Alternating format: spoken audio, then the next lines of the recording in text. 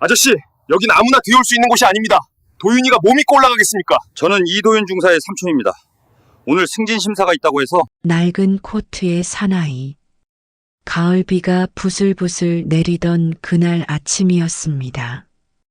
박현수는 거울 앞에 서서 자신의 모습을 한참 바라봤습니다. 63세. 이제 머리카락도 반쯤 휘어졌고 얼굴엔 세월의 흔적이 깊게 패여 있었죠. 그는 천천히 낡은 회색 코트를 입었습니다. 10년도 더 된 코트였어요. 소매 끝은 해져 있고 단추 하나는 색깔도 다른 것으로 달려 있었습니다. 발에는 더욱 초라한 운동화를 신었습니다. 밑창이 닳아서 비가 오면 물이 스며들 것 같은 그런 신발이었어요. 평소라면 절대 신지 않을 신발이었죠. 하지만 오늘은 달랐습니다. 오늘은 완벽한 변장이 필요한 날이었거든요. 박현수는 예비역 육군 준장이었습니다. 30년 넘게 군복을 입고 살아온 사람이었어요. 그의 가슴엔 수많은 훈장이 달려 있었고 그의 이름 앞엔 무수한 영광의 수식어가 붙어 있었습니다. 하지만 오늘만큼은 그 모든 것을 숨겨야 했어요. 왜냐하면 오늘은 조카 이도윤의 특별 승진 심사가 있는 날이었거든요. 이도윤, 27살의 중사였습니다. 현수에게는 소중한 조카였어요. 어릴 때부터 군인이 되겠다고 말하던 아이였습니다. 현수의 등 뒤에 매달려서 삼촌, 나도 삼촌처럼 용감한 군인이 될 거야. 라고 소리치던 그 아이가 이제 어엿한 중사가 되어 있었어요. 도윤이는 이번 심사에서 상사로 승진할 예정이었습니다. 하지만 현수는 불안했어요. 요즘 군대 분위기가 예전 같지 않다는 소문을 들었거든요. 돈과 인맥이 승진을 좌우한다는 그런 끔찍한 소문들을 말이에요. 현수는 거울 속 자신의 모습을 다시 한번 점검했습니다. 완벽했어요. 누가 봐도 그냥 지방에서 올라온 가난한 삼촌 같았습니다. 예비역 준장의 위엄이나 카리스마는 전혀 보이지 않았어요. 좋아. 이 정도면 아무도 알아보지 못할 거야. 현수는 낡은 가방을 들었습니다. 가방 안에는 도윤이를 위해 정성스럽게 싼 도시락이 들어 있었어요. 계란말이, 불고기, 김치, 도윤이가 좋아하는 반찬들로 가득 찬 도시락이었습니다.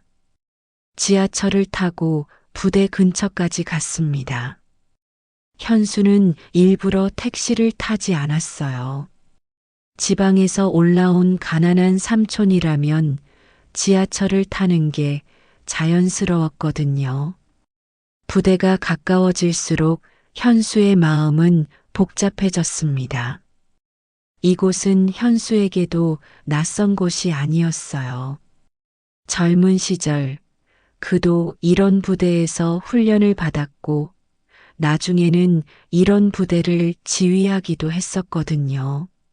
하지만 오늘은 그냥 평범한 민간인으로 조카를 걱정하는 삼촌으로 와야 했습니다. 부대 정문이 보였습니다. 높은 철책과 엄중한 경비, 그리고 곧게 서 있는 초병들. 모든 것이 현수에게는 익숙한 풍경이었어요. 하지만 오늘만큼은 그 모든 것이 낯설게 느껴졌습니다. 현수는 천천히 부대 정문으로 걸어갔습니다. 발걸음 하나하나가 무거웠어요. 조카를 보고 싶은 마음, 그리고 혹시라도 부당한 일이 벌어지지 않을까 하는 걱정. 그 모든 감정이 뒤섞여 있었습니다. 정문 앞에 도착했을 때 현수는 잠깐 발걸음을 멈췄습니다. 그리고 깊게 숨을 들이마셨어요. 오늘 하루만 평범한 삼촌이 되자 그는 마음속으로 다짐했습니다. 그리고 낡은 코트에 깃을 세우며 정문을 향해 걸어갔어요. 조롱과 모욕.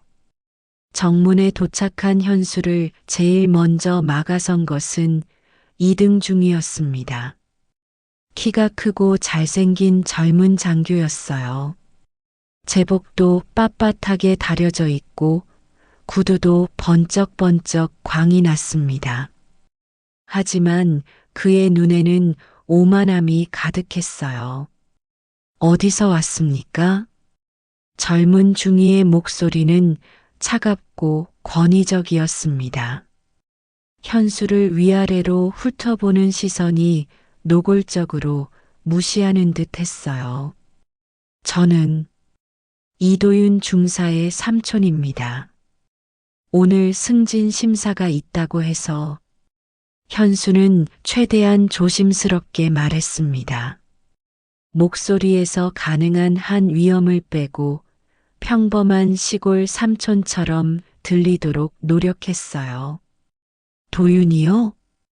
중이는 코웃음을 쳤습니다. 그리고 옆에 있던 상사에게 뭔가 귓속말을 했어요. 그 순간 두 사람 모두 비웃는 표정을 지었습니다. 아저씨, 여긴 아무나 들어올 수 있는 곳이 아닙니다. 상사가 나서며 현수를 가로막았습니다. 나이는 현수보다 훨씬 어렸지만 그의 태도는 마치 현수를 하찮은 존재로 여기는 것 같았어요. 그냥 도시락이라도 전해주고 싶어서 왔습니다. 멀리서 왔거든요. 현수는 가방에서 도시락통을 꺼내 보였습니다. 플라스틱 도시락통이었어요. 비싸 보이지 않는 그냥 평범한 도시락이었습니다. 도시락? 중이가 그 도시락을 보더니 더욱 비웃었습니다. 아저씨, 지금이 몇 시인지 아세요? 도윤이가 뭘 믿고 올라가겠습니까? 무슨 말씀이시죠? 현수는 일부러 어리둥절한 표정을 지었습니다. 하지만 마음속으로는 벌써 무슨 말인지 짐작이 가고 있었어요. 요즘 세상의 실력만으로 승진하는 줄 아세요? 상사가 팔짱을 끼며 말했습니다. 돈도 없고 줄도 없는 애가 어떻게 상사가 되겠어요? 아저씨도 현실을 좀 봐야죠. 현수의 주먹이 저절로 움켜쥐어졌습니다. 30년 넘게 군복을 입고 살아온 사람으로서 이런 말을 듣는다는 게 믿어지지 않았어요. 군인의 승진이 돈과 인맥으로 결정된다고? 그것도 현역 군인들의 입에서 이런 말이 나온다고? 하지만 현수는 참았습니다. 오늘은 박현수 준장이 아니라 그냥 평범한 삼촌이었거든요. 그럼 이 도시락만이라도 전해주실 수 있을까요? 현수는 최대한 낮은 자세로 부탁했습니다. 젊은 장교들은 그런 현수를 보며 서로 눈짓을 주고받았어요. 일단 여기서 기다리세요. 안 된다고 하면 그냥 가져가셔야 해요. 중이가 마지못해 도시락을 받아들었습니다. 그리고 안으로 들어갔어요. 현수는 정문 밖에서 기다렸습니다. 가을바람이 차갑게 불었어요. 낡은 코트로는 추위를 막기 어려웠습니다. 하지만 현수는 꿋꿋이 서 있었어요. 10분 정도 지났을까요? 중이가 다시 나왔습니다. 그런데 손에는 여전히 도시락이 들려 있었어요. 죄송합니다. 지금 훈련 중이라서 면회가 안 된대요. 그럼 도시락은? 그것도 안 된답니다. 보안상 문제가 있대요. 현수는 허탈했습니다. 새벽부터 일어나서 정성스럽게 싼 도시락이었는데. 알겠습니다. 그럼 저는 이만. 현수가 돌아서려는 순간이었습니다. 가난한 집안은 어쩔 수 없지 뭐. 뒤에서 들린 목소리였어요. 상사의 목소리였습니다. 아무리 애써봤자 한계가 있어. 돈 없으면 진급도 꿈도 없는 거야. 쉿, 너무 크게 말하지 마. 들려. 뭐 어때? 어차피 사실인데. 두 사람은 현수가 다 들을 수 있는 거리에서 대놓고 이런 이야기를 나누고 있었습니다. 마치 일부러 들려주려는 것처럼 말이에요. 현수의 온몸에 전율이 흘렀습니다. 분노였어요. 30년 넘게 이 나라를 지키기 위해 헌신해온 군인으로서 도저히 참을 수 없는 모독이었습니다. 하지만 더 화가 나는 것은 조카 도윤이에 대한 이야기였어요. 도윤이는 어릴 때부터 정말 성실한 아이였습니다. 공부도 열심히 하고 운동도 열심히 하고 군대에 와서도 최선을 다해 복무하고 있는 아이였어요. 그런 아이가 돈이 없다는 이유로, 줄이 없다는 이유로 승진해서 불이익을 받는다고? 현수는 천천히 걸음을 옮겼습니다. 마음속으로는 지금 당장 돌아가서 자신의 신분을 밝히고 싶었어요. 나는 박현수 준장이다. 이런 썩어 빠진 군대가 어디 있느냐? 고 소리치고 싶었습니다. 하지만 그럴 수는 없었어요.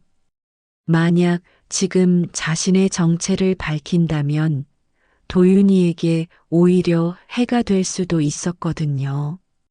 아, 저 애는 준장 삼촌이 있어서 승진한 거야라는 소리를 들을 수도 있었고요. 아니었습니다. 도윤이는 실력으로 승진해야 했어요.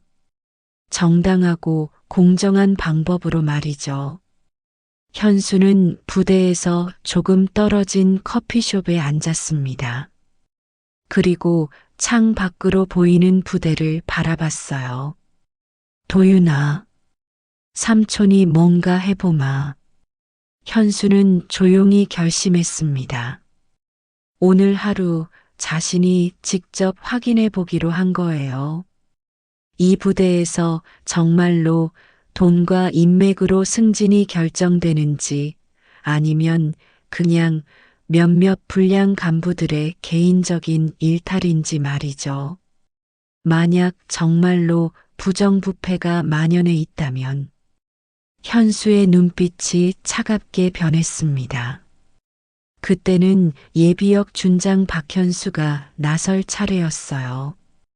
불길한 징후. 오후 2시 현수는 다시 부대 근처로 돌아왔습니다. 이번에는 정문으로 가지 않았어요. 부대 뒤편으로 돌아가서 철책 너머로 훈련장을 관찰할 수 있는 곳을 찾았습니다. 30년 넘은 군 경력이 있으니까 이런 정찰은 식은 죽 먹기였거든요. 훈련장에는 오늘 승진 심사를 앞둔 부사관들이 모여 있었습니다. 도윤이도 보였어요. 멀리서 봐도 긴장한 기색이 역력했습니다. 저기 있구나, 우리 도윤이. 현수는 조카를 보며 마음이 뭉클했어요. 반듯한 자세로 서 있는 도윤이의 모습이 어릴 적 모습과 겹쳐 보였습니다. 그런데 뭔가 이상했어요. 훈련장에 준비된 장비들을 보니까 말이에요. 현수는 군용 장비에 대해서는 누구보다 잘 알고 있었습니다. 어떤 장비가 정상이고 어떤 장비에 문제가 있는지 한눈에 알 수 있었어요. 저건 뭔가 이상한데? 훈련에 사용될 도하용 장비를 보니까 몇 가지가 눈에 띄었습니다. 로프의 상태가 이상했어요. 겉으로 보기엔 멀쩡해 보이지만 현수의 숙련된 눈으로 보면 뭔가 손을 댄 흔적이 있었습니다. 특히 도윤이가 사용할 것으로 보이는 장비 쪽이 그랬어요. 번호표를 보니까 도윤이의 번호와 일치했습니다. 설마, 현수는 소름이 돋았습니다.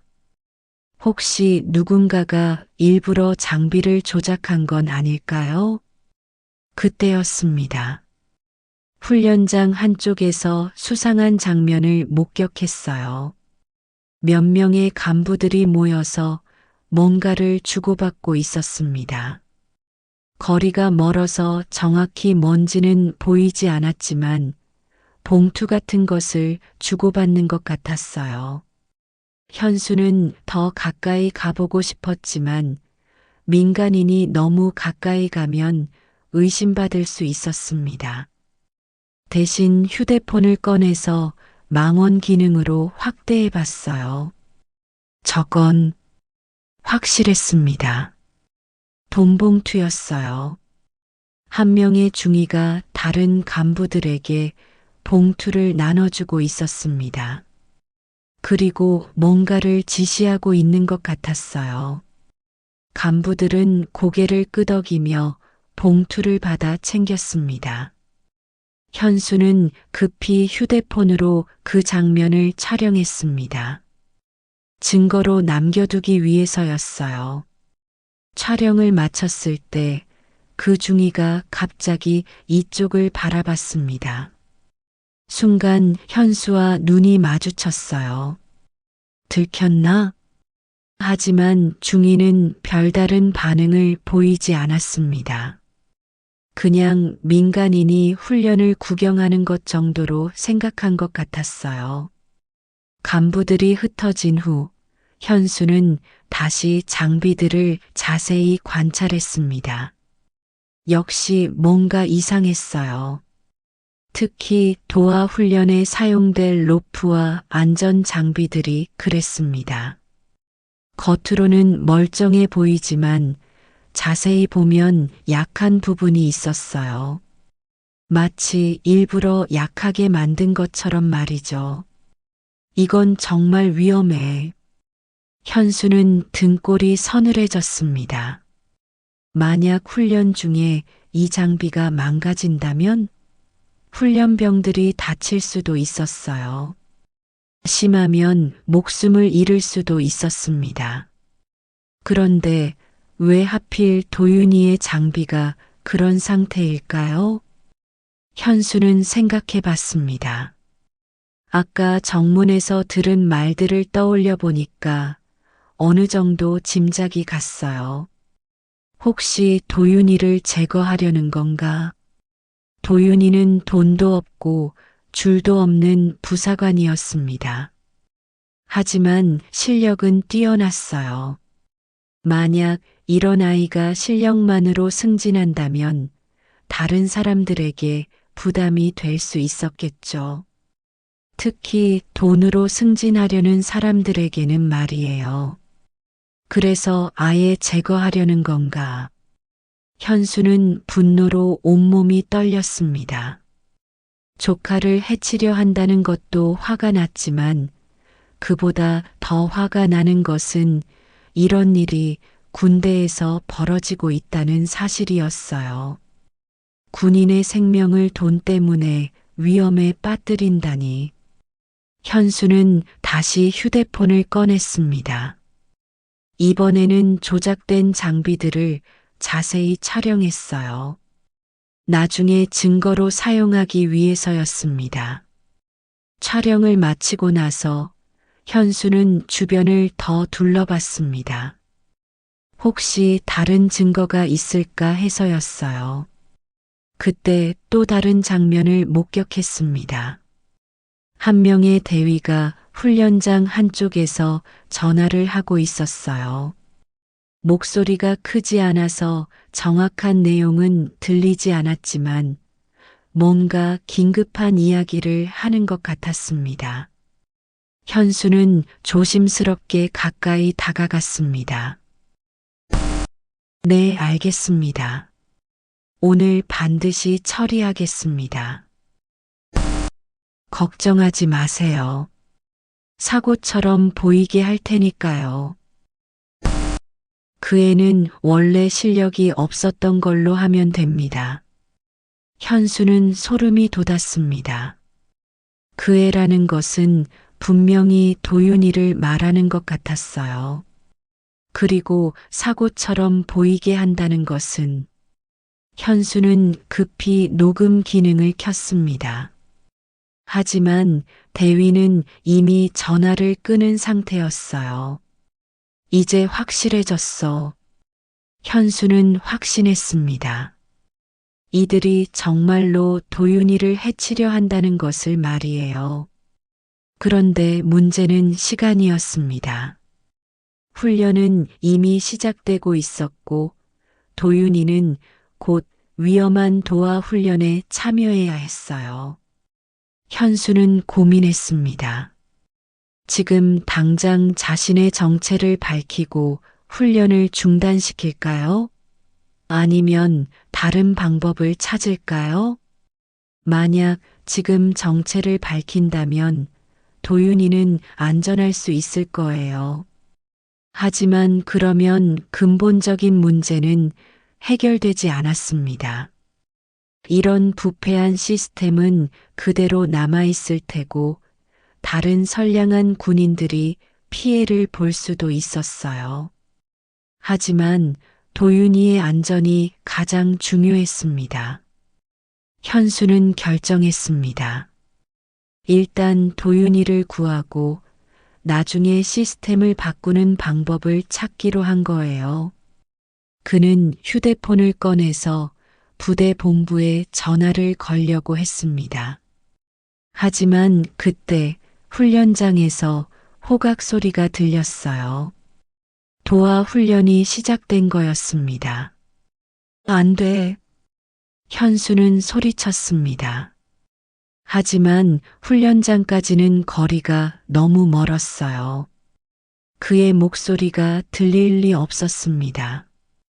현수는 달렸습니다. 낡은 운동화를 신고 있었지만 63세의 나이에도 불구하고 놀랍도록 빠르게 달렸어요. 30년 넘게 단련된 군인의 체력이었습니다. 하지만 철책이 막고 있었어요.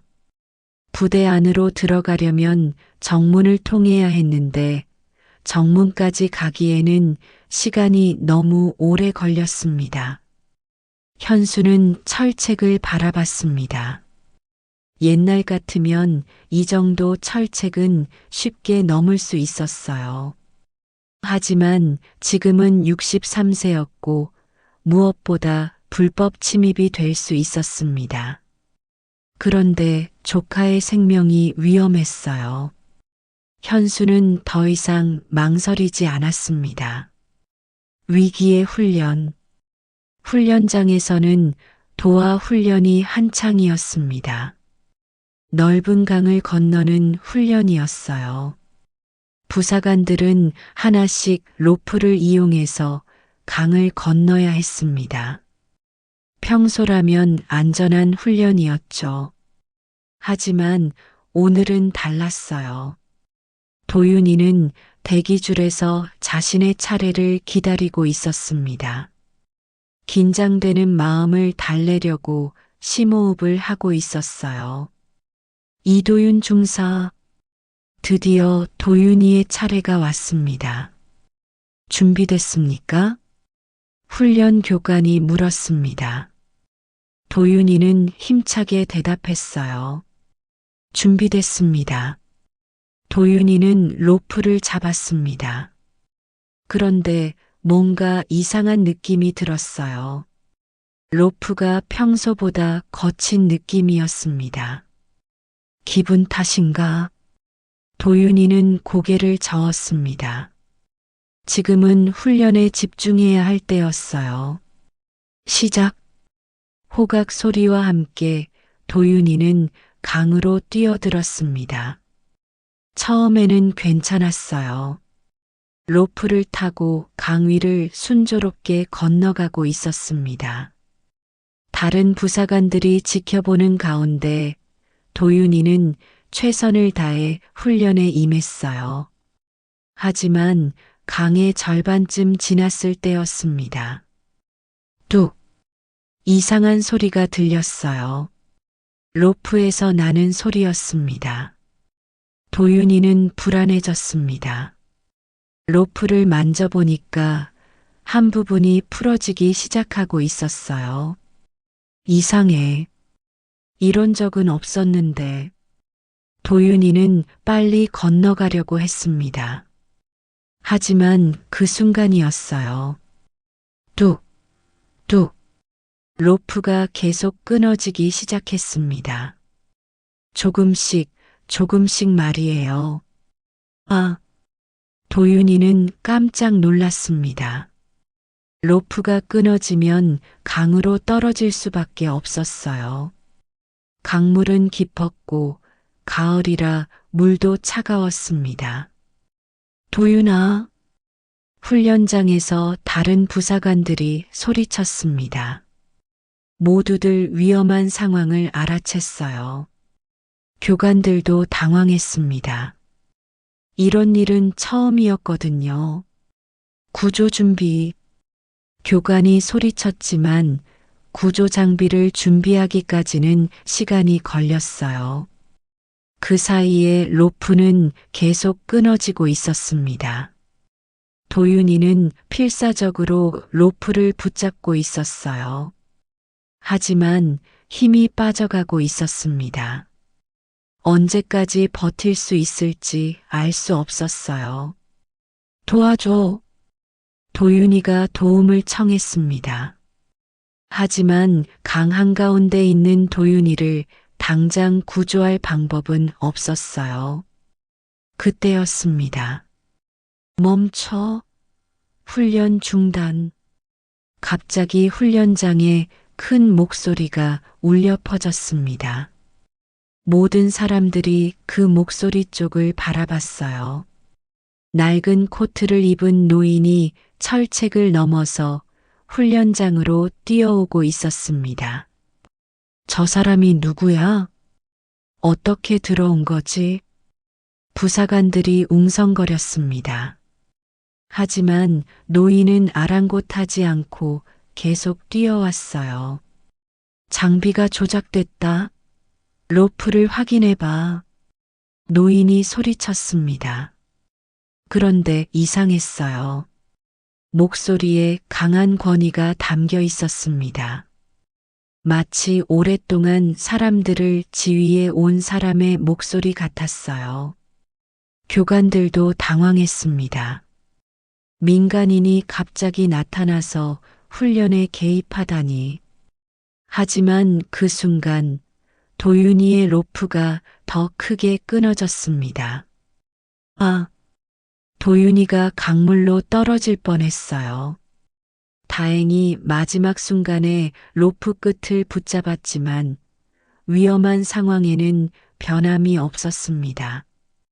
그것을 본 노인은 더 이상 망설이지 않았습니다. 비켜! 노인은 교관들을 밀어내고 구조 장비를 잡았어요. 그리고 놀라운 속도로 강가로 달려갔습니다. 아저씨, 위험해요. 교관이 말렸지만 노인은 듣지 않았습니다. 노인은 구조용 로프를 잡고 강으로 뛰어들었어요. 63세의 나이에 말이죠. 저 할아버지가 미쳤나? 강물이 얼마나 차가운데. 부사관들이 걱정스럽게 바라봤습니다. 하지만 노인의 수영 실력은 놀라웠어요. 젊은 군인들보다도 빠르게 강을 헤엄쳐서 도윤이에게 다가갔습니다. 잡아! 노인이 도윤이에게 구조용 로프를 던졌어요. 삼촌? 도윤이는 깜짝 놀랐습니다. 자신을 구하러 온 사람이 삼촌이었거든요. 지금은 놀랄 때가 아니야. 빨리 잡아. 현수가 소리쳤습니다. 도윤이는 구조용 로프를 잡았어요. 그리고 현수의 도움으로 안전하게 강가로 나올 수 있었습니다. 휴! 도윤이는 안도의 한숨을 쉬었어요. 정말 위험한 순간이었습니다. 하지만 현수는 안도하기에는 이른 상황이었어요. 더 중요한 일이 남아 있었거든요. 교관, 로프를 확인해봐. 현수가 명령조로 말했습니다. 누구세요? 어떻게 여기에? 교관이 당황스러워했지만 현수의 권위 있는 목소리에 압도당했어요. 교관은 도윤이가 사용했던 로프를 확인해 봤습니다. 그리고 깜짝 놀랐어요. 이건 인위적으로 손상된 것 같은데요? 로프의 끊어진 부분을 보니까 칼로 살짝 베어놓은 흔적이 있었어요. 훈련 중에 끊어지도록 미리 조작한 거였습니다. 뭐라고? 다른 교관들도 로프를 확인해 봤어요. 정말로 누군가가 일부러 약하게 만들어 놓은 흔적이 역력했습니다. 이런 일이 어떻게? 교관들이 당황하고 있을 때 현수는 다른 장비들도 확인해 봤습니다. 역시 몇 개의 장비가 조작되어 있었어요. 이것도 저것도 모두 조작됐어. 현수의 얼굴이 굳어졌습니다. 그때 훈련장 한쪽에서 수군거리는 소리가 들렸어요. 어떻게 된 거지? 계획이 틀어졌잖아. 이제 어떻게 하지? 몇몇 간부들이 당황스러워하며 서로 눈짓을 주고받고 있었습니다. 현수는 그들을 날카로운 눈으로 바라봤어요. 바로 저들이 범인들이었습니다. 여러분, 현수가 훈련장에 있는 모든 사람들을 향해 말했습니다. 지금 여기서 벌어진 일은 단순한 사고가 아닙니다. 누군가가 의도적으로 장비를 조작했어요. 훈련장이 조용해졌습니다. 모든 사람들이 현수의 말에 집중했어요. 그리고 그 목적은 현수는 잠깐 멈췄습니다. 그리고 조작된 장비들을 가리켰어요. 특정 군인을 해치려는 것이었습니다. 충격적인 발언이었어요. 훈련장에 있던 모든 사람들이 술렁였습니다. 하지만 현수는 여기서 멈출 수 없었어요. 이제 진실을 밝혀야 할 때였거든요. 드러나는 그림자. 훈련이 중단된 후 부대는 술렁거렸습니다. 장비 조작 사건이 벌어졌다는 소식이 순식간에 퍼졌어요. 모든 간부들이 긴급 회의에 소집되었습니다. 현수는 의무실에서 젖은 옷을 갈아입고 있었어요. 부대에서 임시로 빌려준 군복이었습니다. 오랜만에 입는 군복이었지만 여전히 몸에 잘 맞았어요. 도윤이는 옆에서 삼촌을 걱정스럽게 바라보고 있었습니다. 삼촌, 정말 괜찮으세요? 괜찮다. 내가 무사해서 다행이야. 현수는 도윤이의 어깨를 두드렸어요. 그런데 삼촌, 어떻게 그렇게 빨리 상황을 파악하셨어요? 그리고 수영도. 도윤이는 의아해했습니다. 평소에 알던 삼촌과는 뭔가 달랐거든요.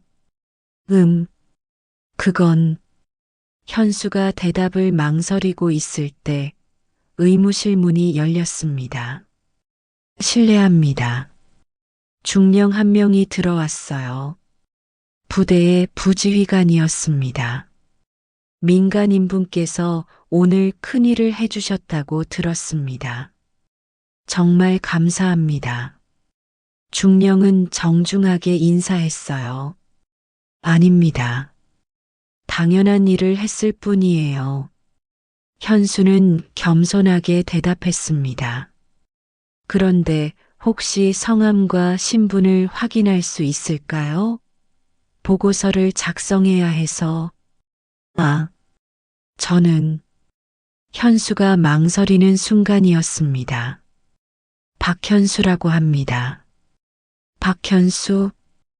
혹시 성함이? 중령의 표정이 갑자기 변했어요.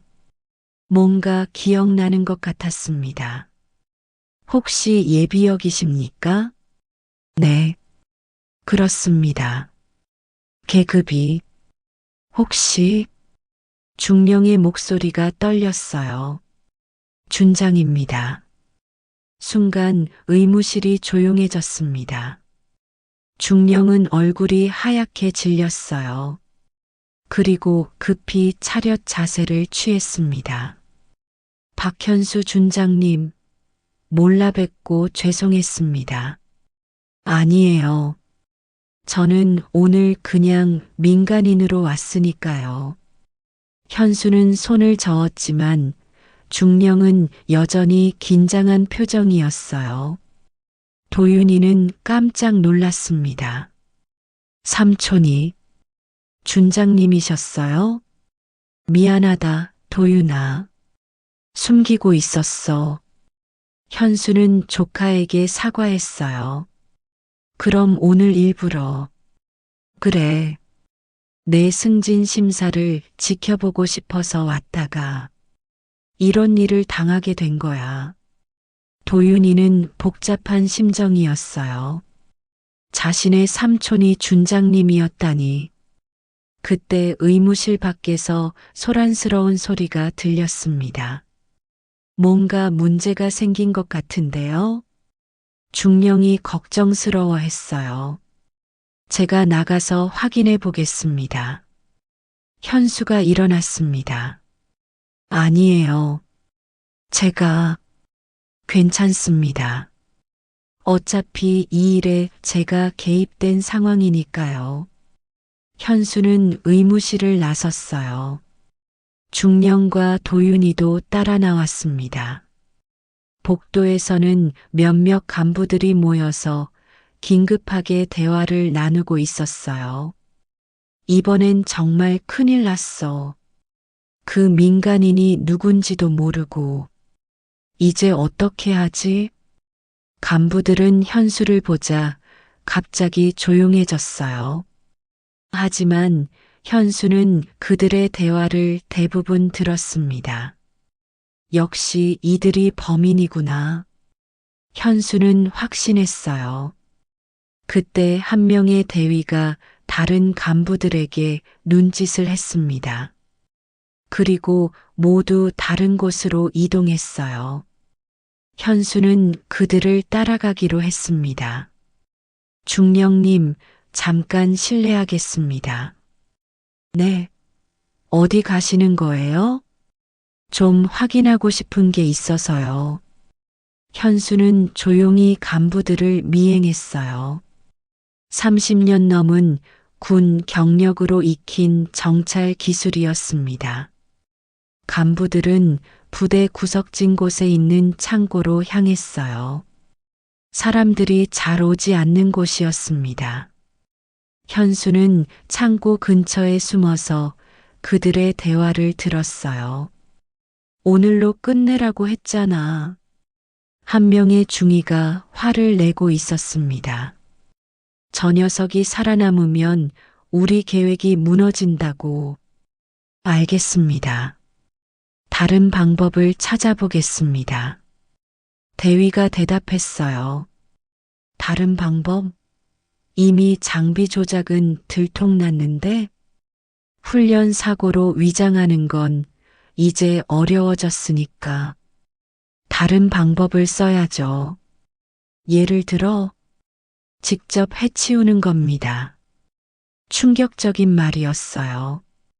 현수는 소름이 돋았습니다. 미쳤나?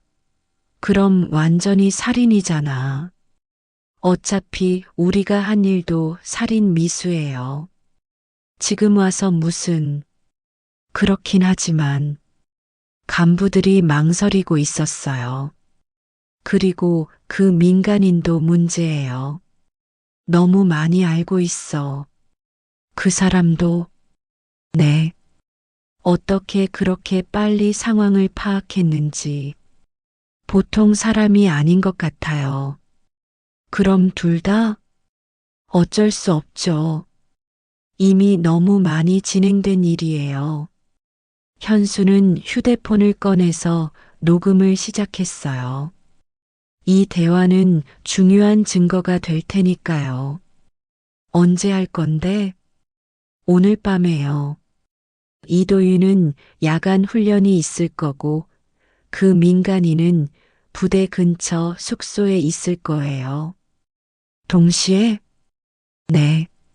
서로 다른 방법으로 처리하면 연관성을 찾기 어려울 거예요. 현수는 등골이 서늘해졌습니다. 이들이 정말로 살인을 계획하고 있었어요. 그런데 진짜 괜찮을까요? 이미 의심받고 있는데. 한 명의 상사가 걱정스러워했어요. 지금 와서 포기하면 우리 모두 끝이에요. 지금까지 받은 돈만 해도 수억 원인데. 중위가 단호하게 말했어요. 그리고 새로 들어올 간부들한테도 설명해야 하고. 이 시스템을 유지하려면 어쩔 수 없어요. 현수는 놀랐습니다. 새로 들어올 간부들? 그럼 이 부패가 더 확산될 예정이라는 뜻인가요? 새로 오는 사람들은 누구예요? 다음 주에 전속될 소령님과 대위님들이요. 이미 돈을 받기로 약속했어요. 얼마나? 한 명당 3천만 원씩이요. 현수는 경악했습니다. 이 부패의 규모가 생각보다 훨씬 컸어요. 그럼 총 얼마나 되는 거죠? 지금까지 약 50억 원 정도. 그리고 앞으로 더 늘어날 예정이에요. 50억 원. 현수는 믿을 수 없었어요. 그 돈은 어디서 나오는 건데요? 승진하려는 부사관들과 장교들이 내는 거죠. 한 명당 500만 원에서 1천만 원 사이로. 그럼 지금까지 몇 명이나? 약 300명 정도요. 그런데 대부분은 자발적으로 낸 게 아니라 협박? 네. 승진하려면 돈을 내야 한다고. 안 내면 승진은 꿈도 꾸지 말라고 했어요. 현수는 분노로 온몸이 떨렸습니다. 300명의 군인들이 이런 협박을 받았다는 거예요? 그런데 이도윤은 끝까지 안 냈죠? 네. 그래서 제거하기로 한 거고요. 다른 방법은 없었나요? 몇 번 압박해봤지만 오히려 신고하려고 했어요. 그래서 아예. 네. 본보기로 삼아야 해요. 돈 안 내면 이렇게 된다는 걸 보여줘야. 현수는 더 이상 들을 수 없었어요. 이들은 단순히 돈에 욕심이 난 게 아니었습니다. 조직적으로, 체계적으로 부대 전체를 썩혀가고 있었어요. 그리고 이제 자신의 조카와 자신까지 해치려 하고 있었습니다. 현수는 녹음을 멈추고 조용히 그 자리를 떠났어요. 이제 행동할 때였습니다. 하지만 어떻게 해야 할까요? 헌병대에 신고하는 것이 가장 확실한 방법이겠지만 시간이 걸릴 수 있었어요. 그 사이에 도윤이나 자신에게 위험이 닥칠 수도 있었습니다. 현수는 결단을 내렸습니다. 이제 숨길 필요가 없었어요. 박현수 준장으로서 이 부패를 직접 척결하기로 한 거였습니다. 폭로의 순간, 저녁 7시 부대 지휘부에서는 긴급 회의가 열리고 있었습니다. 오늘 벌어진 장비 조작 사건에 대한 보고회였어요. 모든 간부들이 참석했습니다. 부대장인 대령이 회의를 주재했어요. 오늘 훈련 중에 발생한 사건에 대해 보고받겠습니다. 네, 보고드리겠습니다. 한 명의 중령이 일어났어요. 오늘 오후 2시경 도하 훈련 중에 안전 장비가 파손되는 사고가 발생했습니다. 원인은 무엇입니까? 장비의 노후화로 추정됩니다. 거짓 보고였어요.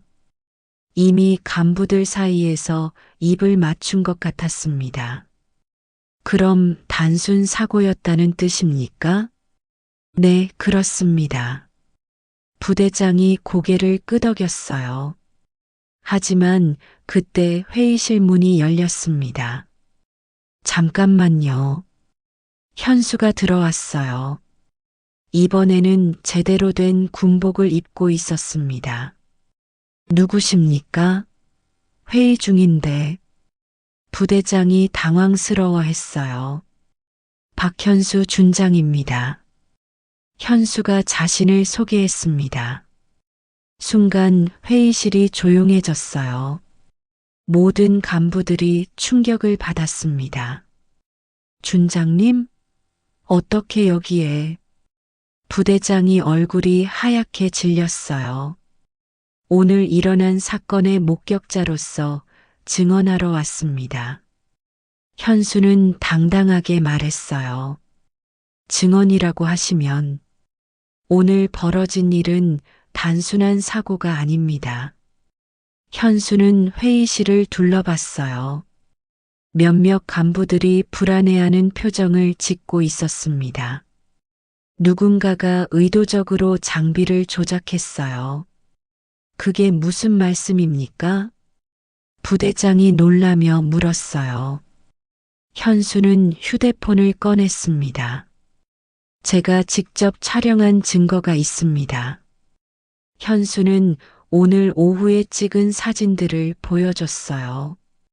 조작된 장비들의 모습이 선명하게 찍혀 있었습니다. 이건 정말 조작된 거군요. 부대장이 사진을 보며 놀랐어요. 그리고 이것도 있습니다. 현수는 녹음 파일을 재생했어요. 간부들이 돈을 주고받는 대화, 그리고 도윤이를 해치려는 계획을 논의하는 대화가 흘러나왔습니다. 회의실이 정적에 휩싸였어요. 이게 정말입니까? 부대장이 경악했어요. 네. 오늘 오후에 직접 녹음한 것입니다. 현수는 간부들을 하나씩 바라봤어요. 녹음에 목소리가 나온 간부들은 얼굴이 하얗게 질려 있었습니다. 김중위, 박대위, 이상사. 현수가 이름을 부르자 해당 간부들이 벌벌 떨었어요. 여러분이 한 일을 모두 알고 있습니다. 준장님, 그게 아니라. 김중희가 변명하려고 했지만 현수는 손을 들어 막았어요. 더 중요한 건 이겁니다.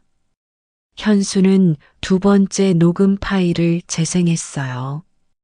간부들이 도윤이와 현수를 해치려는 계획을 세우는 대화였습니다. 살인 계획까지 세우셨더군요. 회의실에 있던 모든 사람들이 충격을 받았어요.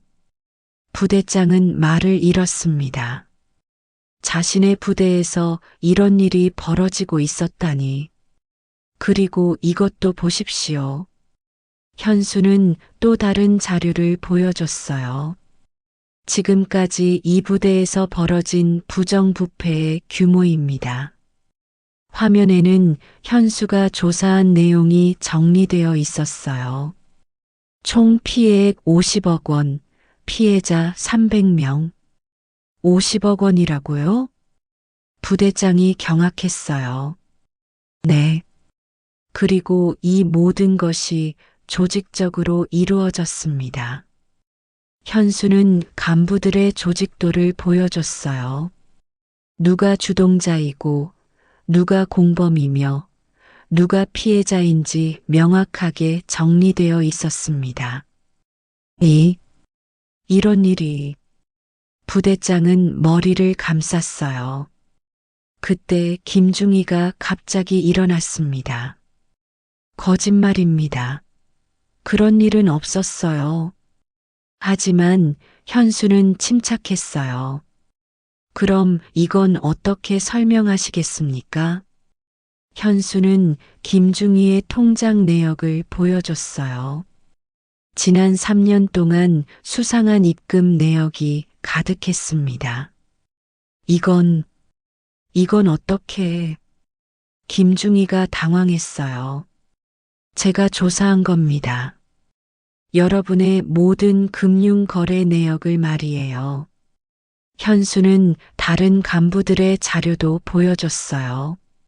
모두 수상한 돈의 흐름이 확인되었습니다. 그리고 이것들은 이미 헌병대에 제출되었습니다. 현수의 마지막 말에 간부들이 절망했어요. 헌병대예요? 네. 저는 오늘 오후에 헌병대에 정식으로 신고했습니다. 그때 회의실 문이 열렸어요. 헌병대 수사관들이 들어왔습니다. 헌병대 수사대입니다. 수사에 협조해 주시기 바랍니다. 김중희, 박대위, 이상사, 최중사, 정소위. 수사관이 이름을 부르자 해당 간부들이 체포되었어요. 여러분에게는 묵비권이 있습니다. 미란다 원칙이 고지되었습니다. 체포되는 간부들은 모두 절망에 빠져 있었어요. 어떤 이는 울고 있었고 어떤 이는 분노하고 있었습니다. 준장님, 정말 저희가 한 일이 그렇게 나쁜 일이었나요? 김중희가 체포되면서 현수에게 물었어요. 여러분은 군인의 명예를 더럽혔습니다. 현수는 단호하게 답했어요. 그리고 부하들의 생명을 위험에 빠뜨렸어요. 그보다 나쁜 일이 어디 있겠습니까? 김중희는 고개를 떨어뜨렸어요. 체포 작업이 끝난 후 회의실에는 부대장과 몇몇 간부들만 남았습니다. 준장님, 정말 죄송합니다. 부대장이 깊게 사과했어요. 제가 부대를 제대로 관리하지 못했습니다. 부대장님 책임은 아닙니다. 이들이 너무 교묘하게 숨겼거든요. 현수는 부대장을 위로했어요. 하지만 이제부터는 이런 일이 다시 일어나지 않도록 해야겠죠. 네, 반드시 그렇게 하겠습니다. 부대장이 다짐했어요.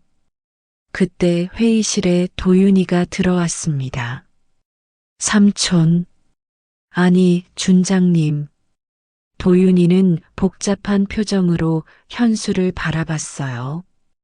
고마웠어, 도윤아. 뭐가요? 끝까지 돈을 내지 않고 버텨줘서 말이야. 내가 있었기 때문에 이 부정부패를 밝혀낼 수 있었어. 도윤이는 눈물이 났어요. 저는 그냥 올바른 일을 했을 뿐이에요. 그게 쉬운 일이 아니야. 정말 자랑스럽다.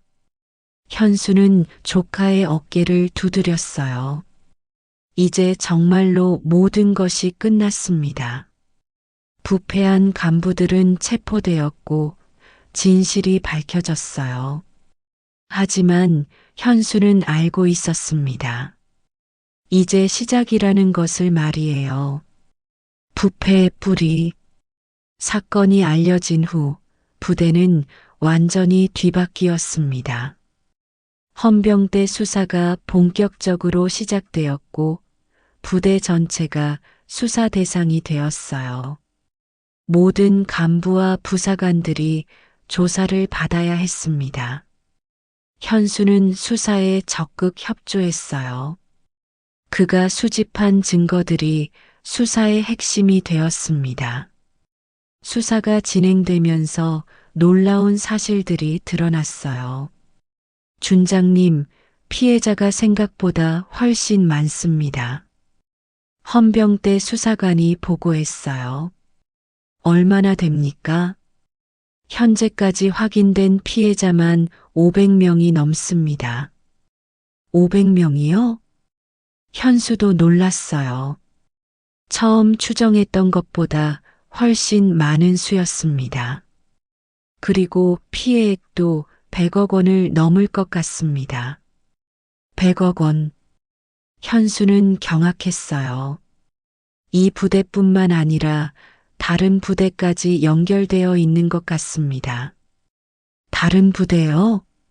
네.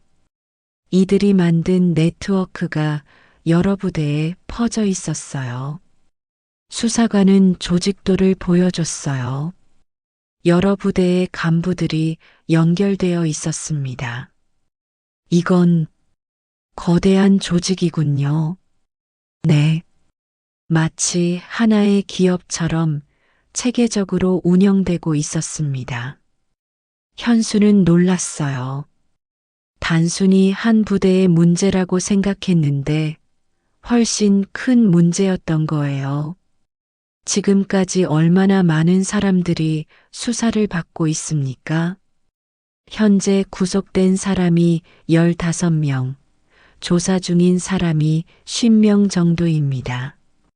그럼 아직 더 나올 수 있다는 뜻이군요. 네. 수사가 진행될수록 더 많은 사실이 드러날 것 같습니다. 그때 현수의 휴대폰이 울렸어요. 여보세요? 준장님, 저는 이병철 대위입니다.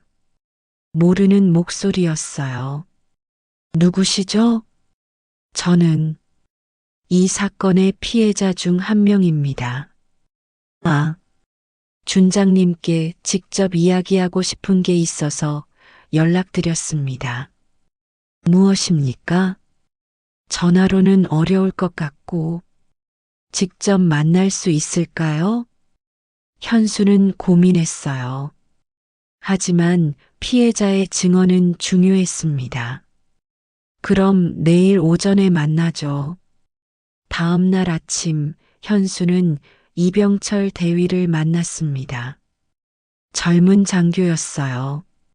하지만 얼굴에는 지친 기색이 역력했습니다. 준장님, 제가 증언할 내용이 있습니다.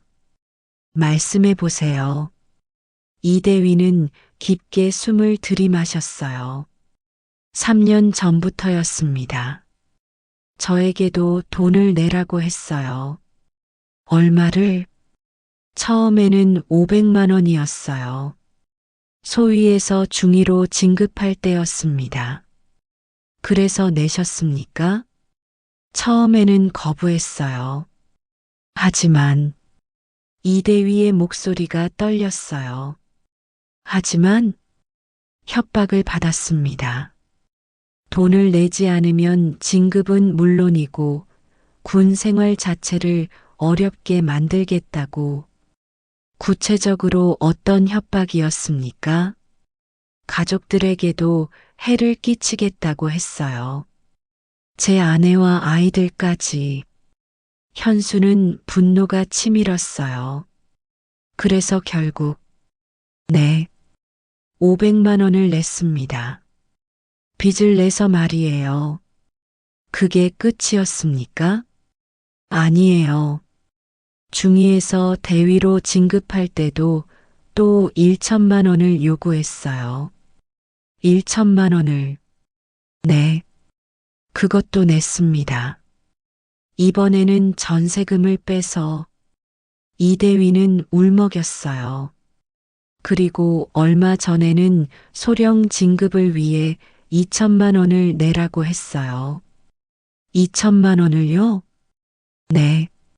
하지만 이번에는 정말 돈이 없었어요. 이미 빚도 많고, 그래서 거부했습니다. 그랬더니 이대위가 말을 멈췄어요. 그랬더니 저를 다른 부대로 전속시키겠다고 했어요. 그것도 최악의 부대로. 최악의 부대라면 국경지대 집휘감시초소로요. 거기 가면 가족과 떨어져 살아야 하고. 현수는 이해했어요. 가족이 있는 장교에게는 정말 가혹한 처벌이었습니다. 그래서 어떻게 하셨습니까? 고민하던 차에 준장님께서 이 사건을 터뜨리신 거예요. 이대위는 현수를 감사하게 바라봤어요. 정말 감사합니다. 준장님이 아니었다면, 아닙니다. 용기 있게 증언해 주셔서 고맙습니다. 다른 피해자들도 많이 있어요. 하지만 대부분 말하기를 꺼려해요. 왜요? 보복이 두려워서요. 아직도 이 조직의 일부가 남아있을 수 있다고 생각하거든요. 현수는 고개를 끄덕였어요. 피해자들의 심정을 이해할 수 있었습니다. 제가 설득해 보겠습니다. 모두가 증언해야 이 문제를 완전히 해결할 수 있어요. 네, 도와드리겠습니다. 그날 오후 현수는 다른 피해자들을 만났습니다. 모두들 비슷한 이야기였어요.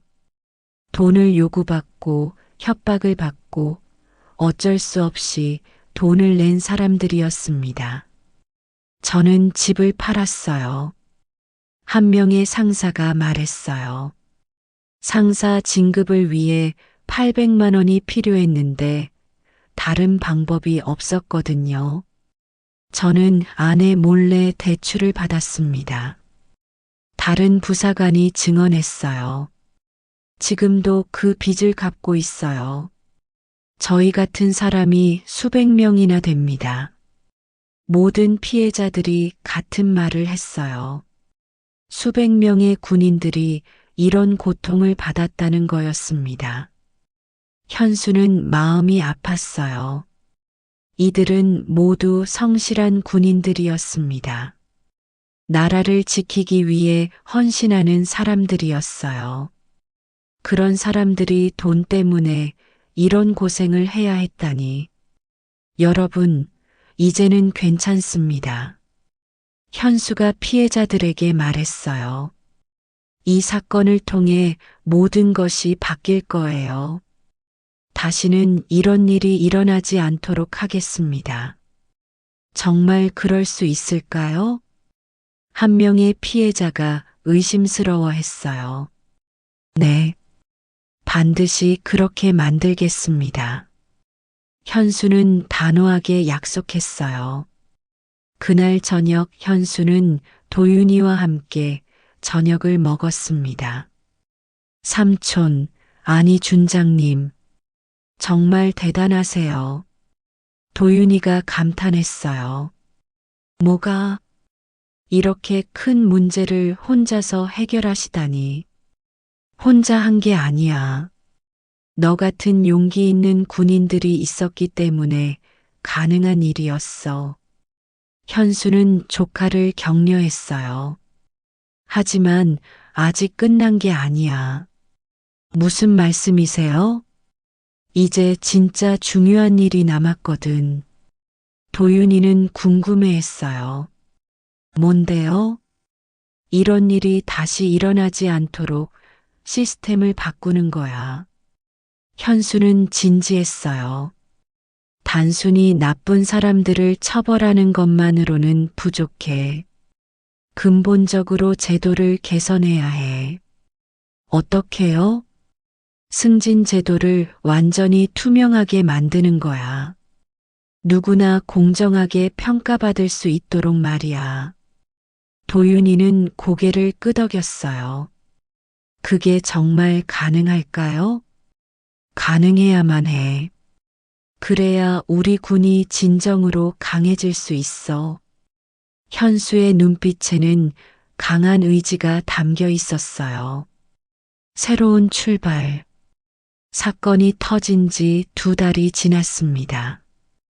헌병대 수사는 성공적으로 마무리되었고 관련자들은 모두 처벌을 받았어요. 주동자들은 중형을 선고받았고 부대는 완전히 새로운 모습으로 바뀌었습니다. 무엇보다 중요한 것은 승진 제도가 완전히 개선되었다는 점이었어요. 현수는 국방부에서 새로운 승진 제도 마련을 위한 자문을 맡았습니다. 예비역이었지만 이번 사건을 해결한 공로로 특별히 위촉된 거였어요. 준장님, 새로운 승진 제도안이 나왔습니다.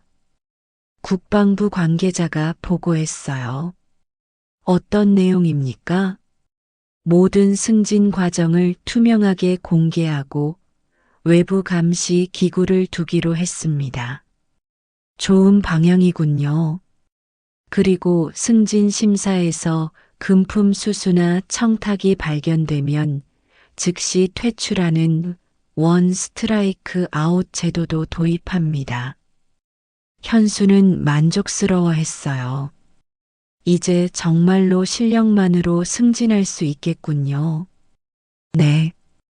그리고 이번 사건의 피해자들에 대한 배상과 명예회복 조치도 마련했습니다. 그것도 중요한 일이죠. 현수는 고개를 끄덕였어요. 한편 도윤이의 승진 심사도 다시 이루어졌습니다. 이번에는 완전히 새로운 시스템으로 공정하게 진행되었어요. 외부 감사관들이 참여했고 모든 과정이 투명하게 공개되었습니다. 결과는 예상대로였습니다. 도윤이는 당당히 상사로 승진했어요. 실력으로 정직하게 얻은 승진이었습니다. 승진식 날 현수는 도윤이를 축하하러 왔어요. 이번에는 정식으로 초대받은 손님으로서 말이죠. 축하한다, 상사님. 현수는 새로운 계급장을 단 조카를 보며 뿌듯해했어요. 고맙습니다, 준장님.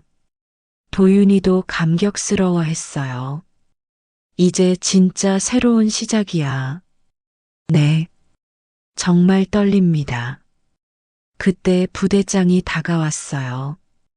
준장님, 오늘 승진자들에게 말씀 좀 해주시겠습니까? 제가요? 네. 준장님께서 이 모든 변화의 시작이셨으니까요. 현수는 잠깐 고민했어요. 하지만 이런 기회에 젊은 군인들에게 바른 말을 해주고 싶었습니다. 알겠습니다. 승진식이 끝난 후 현수는 강단에 섰어요. 승진한 부사관들과 간부들, 그리고 다른 군인들이 모두 그를 바라봤습니다.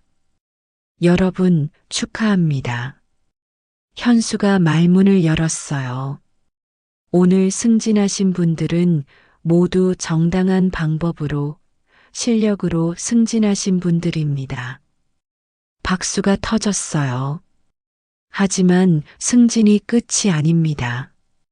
이제 시작입니다. 현수는 잠깐 멈추고 군인들을 둘러봤어요. 군인의 진정한 가치는 계급장에 있지 않습니다. 얼마나 많은 별을 달았느냐가 아니라 얼마나 정직하게 살았느냐에 있어요. 모든 사람들이 집중해서 들었어요. 돈으로는 진짜 명예를 살 수 없습니다. 권력으로도 인맥으로도 마찬가지예요. 현수의 목소리에는 깊은 확신이 담겨 있었어요. 진짜 명예는 땀으로 만들어집니다. 정직한 땀, 성실한 땀으로 말이에요. 지난 몇 달 동안 우리는 큰 시련을 겪었습니다. 우리 군의 명예가 실추되었어요. 현수는 잠깐 목소리를 낮췄어요. 하지만 그 시련을 통해 우리는 더 강해졌습니다. 더 깨끗해졌어요. 이제 여러분이 새로운 역사를 써나가야 합니다. 현수는 도윤이를 바라봤어요. 이도윤 상사처럼 끝까지 정직함을 포기하지 않는 군인들이 늘어나야 해요. 도윤이는 감동으로 눈물이 났어요. 여러분, 기억하십시오. 현수가 마지막 말을 했어요. 군인의 명예는 돈이 아닌 땀으로 세워집니다. 정직한 길이 멀어 보여도 결국 이기는 것은 정직함입니다.